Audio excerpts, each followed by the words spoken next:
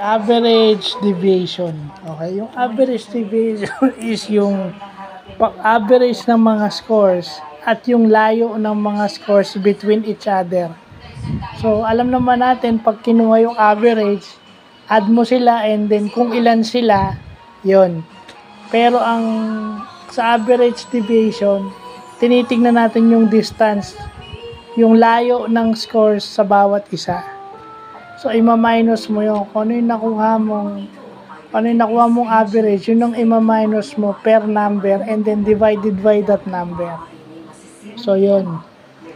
Yung deviation, yung layo ng score sa bawat isa on average. So, maganda yan para makita natin yung agwat ng mga score sa isa't isa. Importante rin pala yun.